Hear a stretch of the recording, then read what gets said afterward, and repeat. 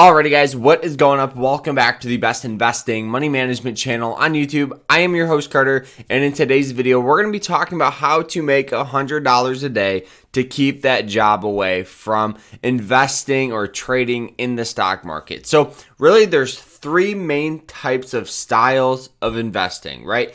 We have general investing, right? This is going to be more long-term outlook. Most of the time you're looking for stocks that pay dividends so you can start compounding your account. This is a fantastic strategy for pretty much everybody. Okay, the reason why is because you don't have to be actively checking the markets, and on average you're still going to get about a 9.8% return every year if you guys just invest in the S&P 500, which is fantastic because 96% of hedge funds can't even beat the S&P 500. So it's better honestly to just be in the S&P 500 and just get the growth that way, plus you guys still get dividends. Okay, the second strategy or way you guys can make $100 a day is swing trading. So what I do is I look for pretty much undervalued stocks that are on support lines. So this is one that I'm previously closing up. This is AMD. Okay, AMD, in my opinion, is one of the best micro devices company, microchip companies out there. So in the long term, AMD definitely carries a lot of potential. But what do you notice? Every time that this stock falls down to about $74, what happens? Okay, we had multiple times where this thing we've seen get buying pressure.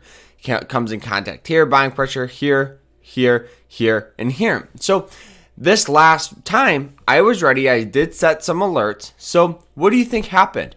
I bought some. I set my stop right below $70. So yes, I risked $5 for this thing to start coming back up to the highs, which that's about a 4-to-1 risk and reward ratio. Okay, so pretty much I could be wrong, 4 or 3 times and still make money on the outcome if it does, in fact, hit this resistance. So it starts moving its way back up, and now we had this sell-off here, which I should have known because there is still multiple resistance levels here, but it hit it, and we did get some temporary sell-off. I'm still holding it, and I'm just going to wait for this thing to hit up to $99, and then I'm going to sell out of those shares. And what that's going to do is it's going to really separate the profits so I can still compound my account, because now the profit I get off AMD, I can use it for the S&P 500, or I can use it for a variety of other investments that $100 can start compounding, and then you'll have this massive compound effect. Okay, the pretty much last and final strategy is day trading. Okay, day trading is definitely more of a risky investment. What you do is you look for stocks that are moving. It's that simple. So you guys can see we had SGOC. Pretty much if you guys would have woke up at 9:30 and bought it, okay, it was around $2.40. Then it hit $18 all in a single day. Okay, this was a 279% return. And yes, if you guys would have done it, fantastic. But the downside of day trading is you have to be actively checking the markets. There's a lot more risk level because of the volatility of the stocks you're buying. This stock could have easily fell all the way down to, $1.50 within a blink of an eye. I always say just as fast as it has gone up, it can go down, if not faster. Okay, so day trading, in my opinion, is more risky. You will need active momentum scanners so you guys can catch big moves like this.